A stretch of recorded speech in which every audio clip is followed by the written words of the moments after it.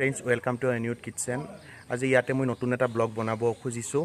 মই আজি মিনময় দাদাহঁতৰ ঘৰত আহিছোঁ। চ' ইয়াতে এখন ধুনীয়া ঠাই আছে মিনময় দাদাই ক'লে, তো সেইখন চাবলৈ যাম এতিয়া। চ' এয়া চাওক, দাদা আছে, আমি দুটা এতিয়া চাব যাম।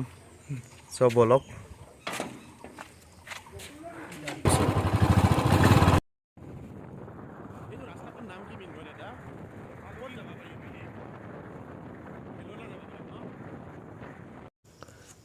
চ' ফাইনেলি আমি কলিবাৰী থানখন আহি পালোঁ।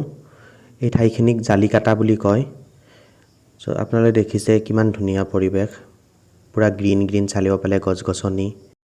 একচুৱেলি ইয়াতে কিবা এটা ইভেণ্ট চলি আছিলে, কিন্তু আমি গম নাপাওঁ কি চলি আছিলে। চ' বলক ভিতৰত গৈ কিনে চাই লওঁ। এয়া আপোনালোকে দেখিছে এছিয়াৰ ভিতৰত দ্বিতীয় বৃহত্তম গছ। দেখিছে এডাল গছৰ পৰাই কেনেকৈ ডাঙৰ হৈ কিমান ঠাই আগুৰি আছে। এয়া আপোনালোকে দেখা পাইছে।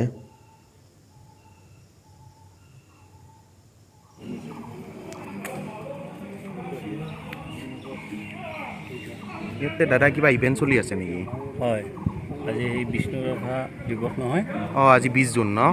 বিষ্ণুৰাভা দিৱস উপলক্ষে আমি কাল্টিভেটৰ আৰু আৰ্ট পইণ্টৰ সহযোগত আমি 20 জুন উপলক্ষে বিষ্ণুৰাভা দিৱস পালন কৰি আছোঁ গীত আৰু ছবিৰে। অঁ, বহুত ধুনীয়া আৰ্ট কৰিছে। কি বনাই আছে এইটো? এইটো হ'ল ঘড়ী, সময়। আমাৰ হাতত সময় আমি ধৰি ৰাখিব নোৱাৰোঁ, সেইটোৱে বুজাব খুজিছোঁ। এইখিনি বহুত ধুনীয়া হৈছে আপোনাৰ আৰ্ট। কাম আছে বহুত। এয়া আপোনালোকে দেখিছে ইমান ধুনীয়া আৰ্ট কৰিছে। আৰু এই দেখিছে যোনডাল গছ আছিলে এছিয়াৰ ভিতৰত দ্বিতীয় বৃহত্তম গছ, গছডাল ড্ৰ কৰিছে। এইপিনে আপোনালোকে দেখিছে সংগীতৰ অনুষ্ঠান চলি আছে।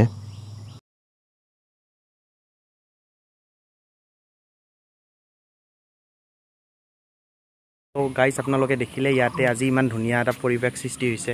চ' মই একচুৱেলি আজি গম পোৱা নাছিলোঁ ইয়াতে হ'ব বুলি। 20 জুন ৰাভা দিৱস। চ' ইহঁতে মানে ইয়াতে স্পেচিয়েল প্ৰগ্ৰেম এৰেঞ্জ কৰিছে। চ' মানে যোনবিলাক কলা আছে এইবিলাক মানে ছবি আঁকিছে, ধুনীয়া আৰ্ট কৰিছে। আপোনালোকে দেখিছে সিহঁতে যোনবিলাক মানে ছবি আঁকিছে পূৰা মানে তাত জান দি দিছে মানে ফটোবিলাকত মানে পূৰা। হাই গাইজ, মই মৃন্ময়। ফাৰ্ষ্ট অফ অল মই ক'লোঁ মোৰ কাজিন হয় বিদ্যুৎ শৰ্মা। তেখেতৰ চেনেলটো সকলোৱে আপোনালোকে ছাবস্ক্ৰাইব কৰিব আৰু শ্বেয়াৰ কৰিব। টুডে আজি আমি আছোঁ এছিয়াৰ দ্বিতীয় বৃহত্তম গছ। এইটো প্ৰায় এতিয়া আমি জনামতে প্ৰায় 200 ইয়াৰ্ছ হৈ গৈছে।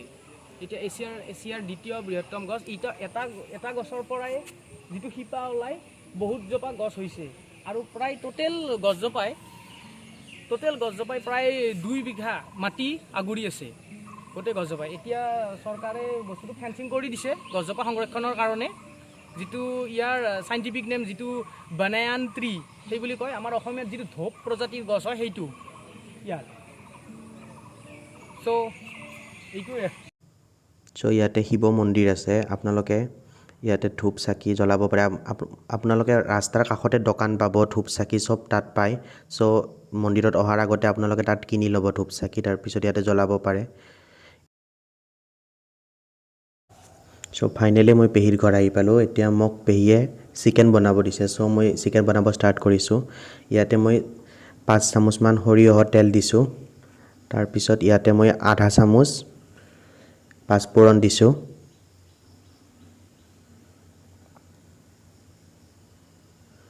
এতিয়া ইয়াতে প্ৰায় 2টা মজলীয়া চাইজৰ পিঁয়াজ সৰুকৈ কাটি দিছোঁ।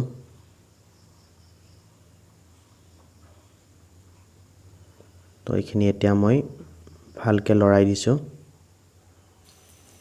এতিয়া মই ইয়াত প্ৰায় 3টা আলু কাটি কিনে দি দিছোঁ, ইয়াতে এড কৰিছোঁ। এইখিনি অকণমান ফ্ৰাই কৰি লওঁ। ইয়াতে মই 2টা পিঁয়াজ, 5টা শুকান জলকীয়া, 8 ফুটামান নহৰু আৰু 2 টুকুৰ আদা পেষ্ট বনাইছোঁ। কি দিছ তুমি? সয়াবিন, ৰঙালাও, বেছিকৈ কমকৈ ভিডিঅ'। পুদিনাৰ পাত, বঢ়িয়া কালাৰ হৈছে।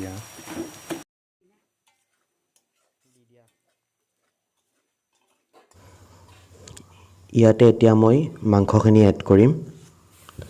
মই হাফ কিলো মাংস এড কৰিছোঁ। এতিয়া এইখিনি ভালকৈ ফ্ৰাই কৰি ল'ম গোটেইখিনি।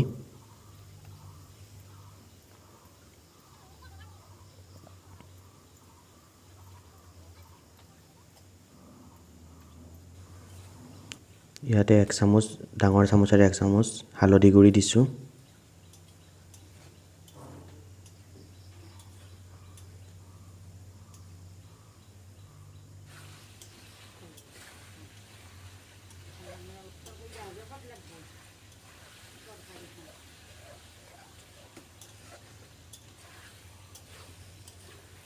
ইয়াত দেখিছে আপোনালোকে মই ভালকৈ ধুনীয়াকৈ গোটেইখিনি ফ্ৰাই কৰি আছোঁ।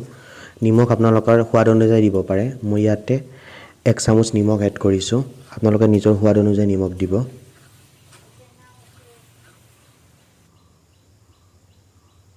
এতিয়া মই যোনটো পেষ্ট বনাই থৈছিলোঁ পিঁয়াজ জলকীয়াৰ, সেই পেষ্টটো ইয়াতে দি দিছোঁ।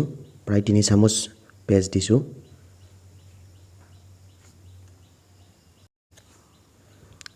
তাৰপিছত যোনটো আমাৰ মান ধনিয়া আছে, সেই মান ধনিয়াৰ পাত কাটি দিছোঁ 5টাৰ পৰা 6টা। এইটো পাতটো দিলে বহুত গোন্ধটো বহুত ধুনীয়া ওলায় মাংসৰ। মই বহুত ভাল পাওঁ খাই। আপোনালোকে ট্ৰাই কৰিব পাৰে মান ধনিয়াৰ পাত দি। এতিয়া গোটেইখিনি ভাজি লৈছোঁ। ইয়াতে মই জিৰা গুড়ি 1 চামুচ দিছোঁ।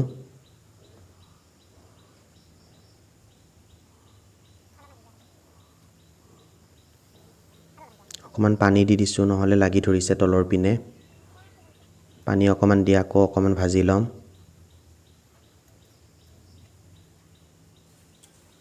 ইয়াত দেখিছে আপোনালোকে গোটেইখিনি একেলগত ফ্ৰাই কৰিছোঁ।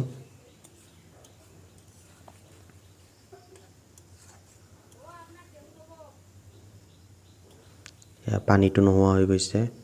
এতিয়া মই ধুনীয়াকৈ এইখিনি ফ্ৰাই কৰি লৈছোঁ আকৌ। এতিয়া মাংসটো সিজিবৰ কাৰণে অকণমান পানী দিম আৰু ঢাকনি লগাই দিম।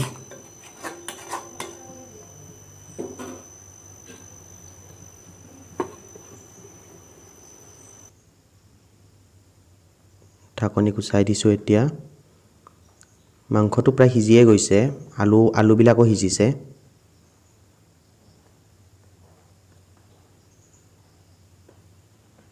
এতিয়া পানী দি দিছোঁ ইয়াতে।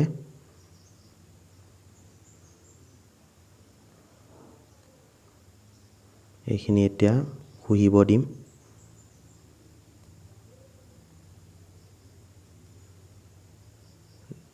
তিনি 4 টুকুৰমান মই আলু ভাঙি দিছোঁ জোলটো গোটা হ'বৰ কাৰণে। প্ৰায় ৰেডিয়ে হৈ গৈছে। ইয়াত দেখিছে আপোনালোকে বহুত ধুনীয়া কালাৰ হৈছে। মাংসটো প্ৰায় ৰেডি হৈ গৈছে। মান ধনিয়া পাতৰ বহুত ধুনীয়া গোন্ধ ওলাইছে। ফাইনেলি মাংসটো হৈ গ'ল। আপোনালোকে মোৰ ভিডিঅ'টো চাই কেনে পালে মোক কমেণ্ট ছেকশ্যনত জনাব। যদি ভিডিঅ'টো ভাল লাগিছে লাইক, শ্বেয়াৰ এণ্ড ছাবস্ক্ৰাইব কৰি দিব মোৰ চেনেলটো, আৰু কাষত থকা বেল আইকনটো দবাই দিব মোৰ ভিডিঅ'ৰ আপডেট চবতকৈ আগত পাবৰ কাৰণে। Thank you so' much.